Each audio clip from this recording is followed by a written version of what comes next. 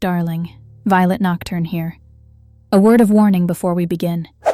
Once you see the shape of the dark, it sees you back. Tonight, let me whisper into the void of your fears, where even the mundane can char and distort into something unholy. Welcome to Echoes of the Dark. This episode? Ashes of the Unseen. Have you ever gazed into an old, dusty kiln, closed to the world for decades, and wondered what might remain? Or worse, what might still linger? This tale begins with a man named Harris, an artist whose obsession with perfection burned brighter than his love for life itself. You see, Harris inherited an old kiln tucked away in the belly of his late mother's crumbling workshop. It was massive, industrial, big enough to swallow him whole if it dared. It remained cold, silent, as it had since his mother's mysterious disappearance years ago. Yet, it loomed there like a beating absence, waiting. Oh, Harris had always mocked her claims, her whispered stories about kiln-born. She insisted that the souls of failed creations, the forgotten sculptures and fractured dreams, somehow found shelter amidst the kiln's scalding heart. She believed they existed in secret, endlessly reshaping themselves in torment. Absurd, isn't it, to think something discarded could ever crave completion? Harris thought so too, until the stories caught up with him. One fateful evening, he resolved to end those stories. He'd create his greatest piece, the mother of all truths, sculptured from pain, and burn away the myths in the kiln forever. And so, under a pale, indifferent moon, Harris carved a haunting figure from clay, a jagged creature with twisted arms and hollow eyes that mirrored the nightmares of his soul. Oh, you'd call it gruesome. Harris? He called it beautiful.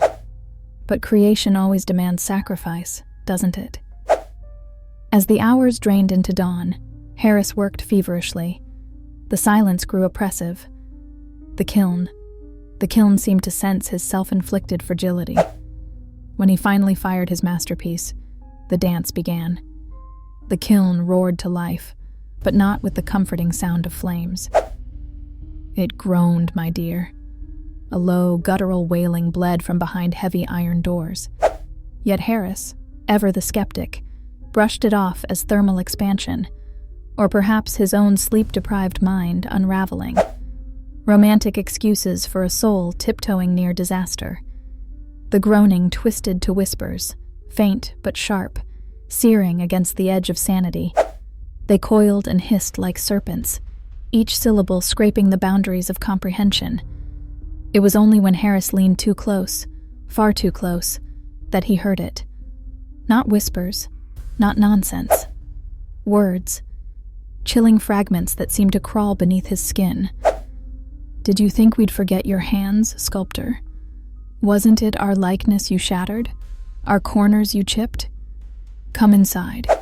Come join the kiln's embrace, and we shall shape you anew. Harris recoiled, trembling but undeterred. He laughed darkly. Exhaustion? Hallucination? Maybe. Or maybe. Something in those recesses wasn't human. Either way, he refused to look away, as though banishing fear by sheer force of will.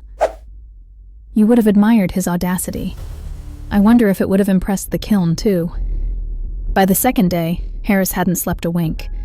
He sat there transfixed, watching the distorted blurs of glistening heat waves ripple across the kiln's surface. The twisting shapes of his creation emerged faintly. Beautiful, horrifying, beautifully horrifying.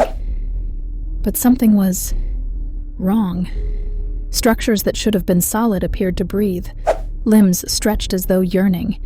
Alien features blossomed and decayed in cyclical bursts, unhinging logic. "You're just clay," he muttered, defiant yet ripe with hesitance. Then came the humming. Low vibrations reverberated through his bones, crescendos building into a symphony, a choir forged not of angels, but of agony. It drilled through Harris's skull, corroding rationality like acid. Yet the kiln begged, oh how it begged, for more fuel. When tears blurred Harris's vision, desperation achieved what bravery failed to quell. He flung open the kiln's maw, expecting nothing. But nothing stared back. Or perhaps something immeasurable. A void, alive yet unshapely, twisting in endless flux. Clay sculptures danced an eternal waltz around that absence, intangible sirens mocking him with their reborn coherence. "You won't have me," Harris shouted, flinging water into the kiln, a pitiful defiance. As the hiss dissipated, silence engulfed the room, or so he thought. The kiln chuckled. Shadows pooled at his feet, slipping through unseen cracks. He didn't notice until it was too late, when his vision faded into darkness, and his breathing grew shallow. Days later, the authorities found the workshop silent, the kiln's heavy doors ajar. Inside, pieces of clay, some soft, some hardened, formed mockeries of faces, stretched in eternal anguish. Among them, Harris's own likeness. Unlike the others, his lips curved ever so slightly into a wild, gleeful grin, as though the kiln, once an extension of his art, had finally crafted him into its own masterpiece. Shh. Now, don't fight the chills crawling up your spine, dear viewer. After all, what is perfection but the maddening boundary between control and chaos? And what if the kiln, in its eldritch wisdom, was simply returning Harris to where he always belonged? Food for thought, or nightmares. Until next time, sweet ones, when once again you dare peek into echoes of the dark. Sweet dreams, or should I say, smoldering nightmares.